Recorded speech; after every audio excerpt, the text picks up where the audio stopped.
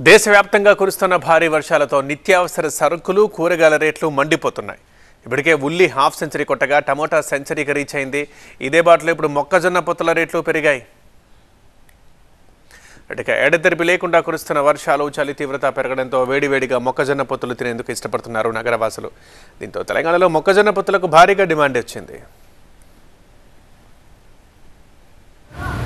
मेरा नाम सैयद नईम है। ये दारुसलाम में भुट्टा जो है कोहिर से आता, अपने निजामाबाद से आता, बेंगलुरु से आता, छिंदवाड़े से आता, निजामाबाद से आता, टुकरान से आता है। यहाँ पे हर तरफ का माल आता है। बाजार है, मंडी है, मेन मार्केट दारुसलाम ये है। हर तरफ से माल इधर आता, हम लोग यहाँ बेचते हैं। इधर का भी माल रहा तो बेचते हम लोग। दूर से भुट्टा रहा, अभी फिलहाल भुट्टे का शॉर्टेज है, फिर भी ला रहे जरा भुट्टा खराब थोड़ा सूखेवा आ रहा। हम लोग यहीं बेचते, कारोबार जो है बचपन से कर रहे हम लोग। हमारे बाप दादा भी करे थे यही दारुसलाम पे, कम से कम 40-50 साल से यहाँ कारोबार है। మరోవైపు హైదరాబాద్ నగరంలో జాఫ్రానీ ఛాయ్కి డిమాండ్ బాగా పెరిగింది. వర్షాల కారణంగా చలి నుంచి తట్టుకునేందుకు జాఫ్రానీ ఛాయ్ తాగేందుకు నగరవాసులు టీ షాపులకు క్యూ కడుతున్నారు. మరింత సమాచారం మా కరెస్పాండెంట్ నూర్ అందిస్తారు. హైదరాబాద్లో భారీ వర్షాలు పడుతున్న నేపథ్యంలో అనేక ప్రాంతాల్లో అనేక హోటల్స్లో కూడా ఈరానీ ఛాయ్, ప్రత్యేకంగా జాఫ్రానీ ఛాయ్ చాలా ఎక్కువగా ప్రజలు ఈ టేస్ట్ని ఆస్వాదిస్తున్నారు.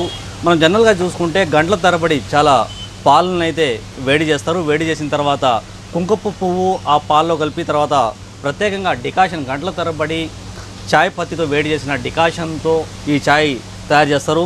మనం చూస్తే ఈ మిట్టితో తయారు చేసిన ఇక చిన్న గ్లాస్ లాంటి దీంట్లో ప్రత్యేకంగా ఈ పాలు వేసుకుంటారు.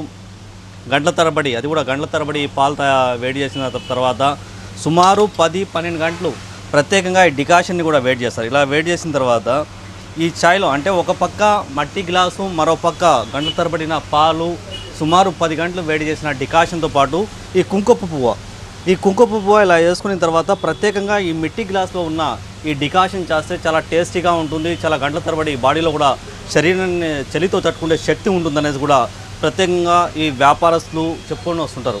సాధారణంగా హైదరాబాద్ లాంటి ఏరియాలో ఇలాంటి ఛాయ్ తాగడం అనేది ఒక ఆనవాయితీగా వస్తుంది. ఈ చలికాలంలో అయితే మొక్క బుట్టతో పాటు ఈ ఛాయ్లు చాలా ఎక్కువగా తాగుతున్నారు. ప్రత్యేకంగా డికాషన్స్, ఈ ఛాయ్ కూడా హైదరాబాద్లో ఛాయ్ ఎక్కువగా అమ్ముడుపోతుంది. ఈ చలికాలంలో ప్రత్యేకంగా ఈ వర్షంలో ఇలాంటి ఛాయ్లే ప్రజలు చాలా ఈ టేస్ట్ని ఆస్వాదిస్తున్నారంటే హైదరాబాద్లో ఎన్ని ప్రజలకు తగ్గినట్టు టేస్ట్లతో పాటు ఇక్కడ ఉన్న అప్డేట్ వర్షన్ కూడా చూసుకుంటే ఈ దృశ్యాలు చూస్తే మనకు అర్థమవుతుంది.